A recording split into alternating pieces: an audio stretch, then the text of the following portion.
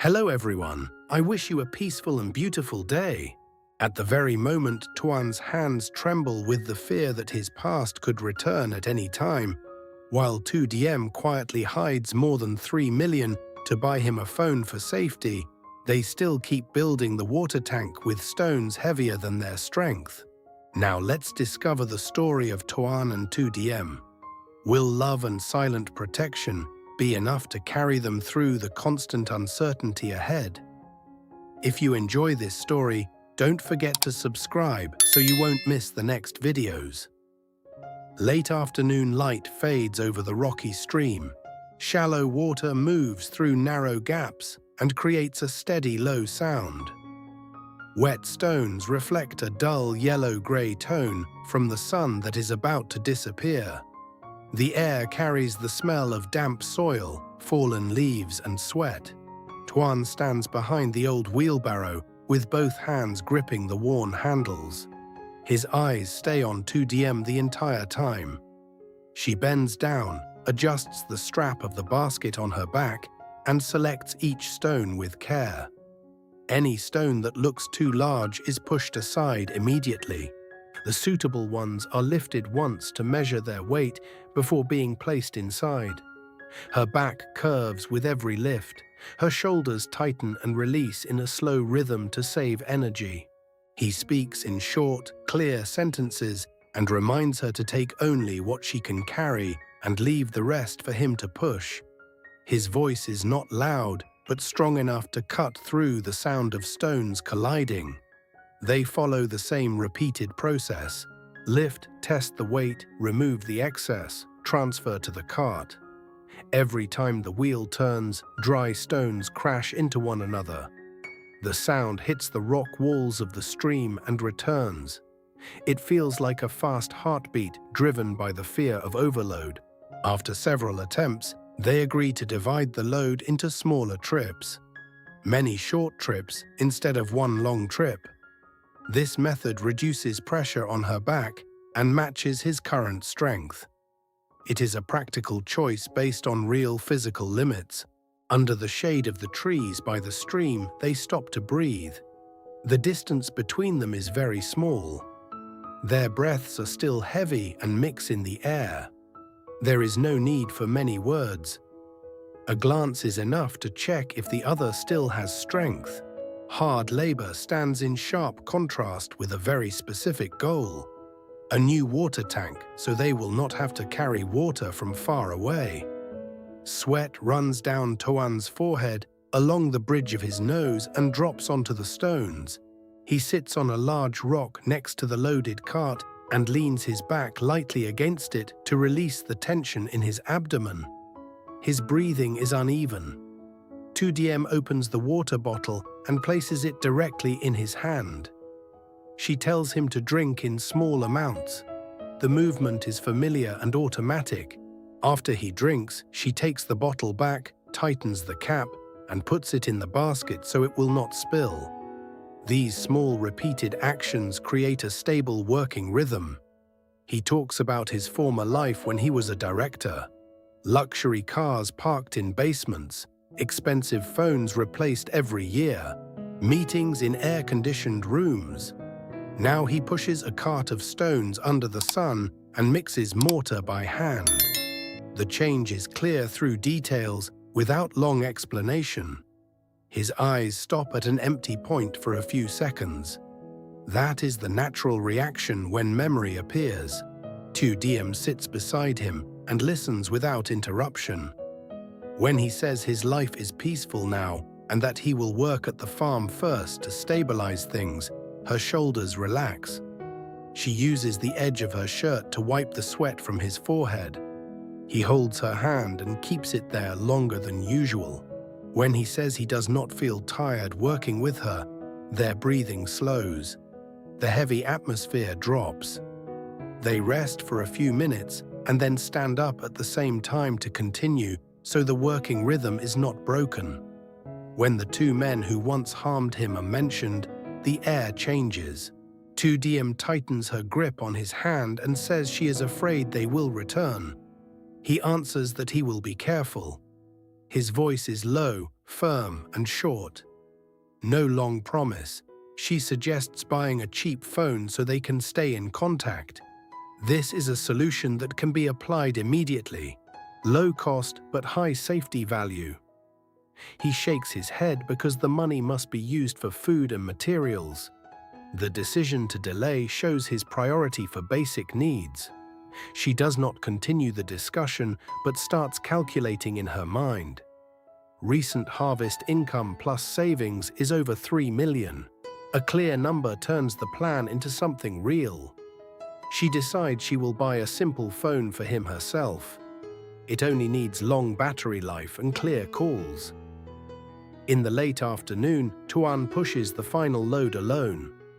The cart is lighter and the wheel moves faster on the dirt path. Each step becomes more stable. He thinks about Tu Diem sitting at home waiting. That thought keeps his pace steady. At the same time, she sits in the corner of the house and spreads the money on the floor. 520,000 on one side, 2,500,000 on the other. She counts several times to avoid mistakes. When the total passes 3 million, her expression changes. The decision to buy the phone is fixed.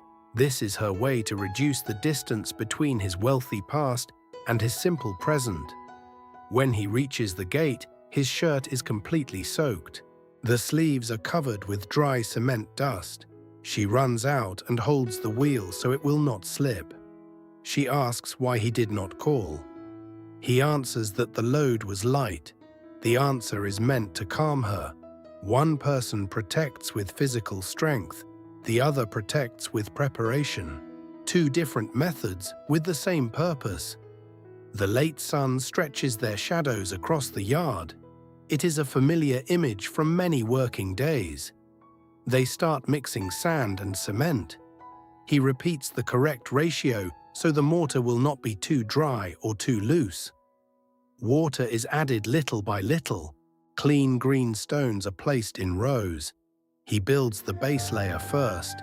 She passes stones and adjusts the alignment. When they discover a tiny snail under one rock, they stop for a few seconds and look at it. They laugh. The short laugh releases the tension in their shoulders.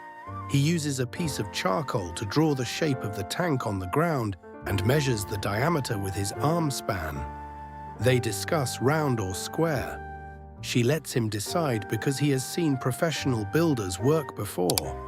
They calculate that the remaining stones can be used to build a stone table in the yard. A stone table keeps cool in summer and can be used for meals or evening rest. A small idea with long-term function. Each stone is pressed into the mortar.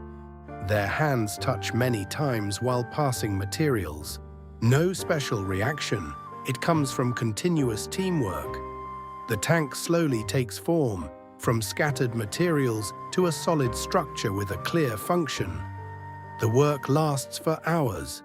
Heat from the cement and the sun causes fast dehydration, so they rest in short cycles. He uses the trowel to fill the gaps with steady and precise movements. She stands close, watches, and repeats the action. Her hands still shake because she is new. He tells her to slow down and keep her wrist straight. When she completes one clean mortar line, her face changes immediately. He tells her she learns fast. The comment is based on real result. They look at the tank body that is mostly finished. Nearly all the transported stones are used. The material plan matches the effort. No large excess, no shortage. The light turns deep yellow. Dust moves slowly in the air. They continue until the final layer is smoothed. When the body of the tank is finished, they step back a few paces to look at it as a whole. The small yard is covered with a thin layer of cement dust. The smell of fresh mortar still hangs in the air. Toan bends down and checks each joint, using the trowel to smooth the places that are not fully sealed to prevent water from leaking later. Tu Diem stands beside him, one hand resting on her knee because her back is tired. She watches every movement and passes more mortar when he needs it. The pace becomes slower but more precise. He explains why every joint must be closed, otherwise water will seep out and the tank will be damaged quickly. This is practical knowledge he remembers from the time he worked with construction teams. She nods and memorizes each detail so she can do it alone when he is not at home. They use an old plastic pipe to create a drainage hole. He holds the pipe in place while she seals the mortar around it. Their hands must move in the same rhythm so the pipe does not shift. When it is done, he taps lightly on the wall to check the firmness. The solid sound shows the stones are connected well. She smiles because the effort from morning now has a clear result. The thicker stones are stacked aside for future small plants around the tank. Nothing is wasted. The sunlight grows weaker. Their shadows stretch across the yard. They wash their hands quickly in a small basin and sit down to rest for a few minutes. Dried sweat leaves white marks on their collars. Their arms and backs are tired, but their faces are lighter than before. He looks at the unfinished surface of the tank and says they must wait a few days for the mortar to set completely. She asks if water can be added the next day. He shakes his head and explains that filling it too early will cause cracks. These clear details help her understand the process and avoid rushing. Evening comes. They collect the tools and move the remaining cement bags to a dry corner to protect them from moisture. Broken stones are swept aside to keep the yard clean. Both work according to a routine built after many days of working together. No verbal instruction is needed. When the outside work is done, they go inside. A small yellow bulb lights the room. Steam rises from 2 bowls of hot noodles on the low wooden table. They sit facing each other. Toan removes his worn gloves and puts them aside. Tu Diem peels the pomelo carefully and gives him each piece. The peels are kept and hung to dry for later hair washing. It is a long-standing habit of saving. They eat slowly. The heat from the bowls warms their faces after a day under the sun. He recalls old meals in the city, but his voice is no longer heavy. She says the pomelo is sweeter than the last time, a simple sentence that changes the atmosphere. They talk about the stone table that will be placed in the yard. In summer, they can eat there in the cool air. On nights with a full moon, they can sit and look at the sky. A small but clear plan connected to daily life. After eating, he goes outside to check the tank again. She follows with a small flashlight. The beam moves across the wet mortar lines. He smooths the final uneven spots. She holds the light so he can see clearly. When it is finished, they stand side by side looking at the tank. They do not speak for a few seconds. They bring a basin of water to wash the trowel, shovel, and mixing container. Their movements are slow because of fatigue, but they finish everything so the next morning will not start with cleaning. Their hands touch when placing the tools on the shelf. No one pulls away immediately. A short but clear pause. Then they turn off the yard light, go inside and close the door. Inside, the small house becomes warm under the yellow light. Work clothes are hung near the door to dry. They sit on the bed with their backs against the wall. There is no need to talk about the past anymore. The whole day of labor has replaced explanations. Tu Diem reminds him that tomorrow they should go to the market early to buy the phone. She says it as something already decided. He looks at her for a few seconds and nods. No further question. The agreement shows he understands and accepts her care. Outside, it is completely dark. Insects create a steady sound. The new tank stands quietly in the yard, its wet surface reflecting the weak light from the house. It is the result of a full day of continuous work. Each stone placed is like each step they take together. The small house is silent. They lie down to rest, their bodies tired but their breathing even. The day ends with the feeling that they have completed something that will serve their daily life for a long time. Từ con suối về để xây bể nước cho cuộc sống. Họ tính toán từng viên đá, chia nhỏ chuyến đi để giữ sức, nghỉ dưới bóng cây và chăm sóc nhau bằng những hành động giản dị. Toàn nhớ về quá khứ, giàu có nhưng chọn sự yên ổn.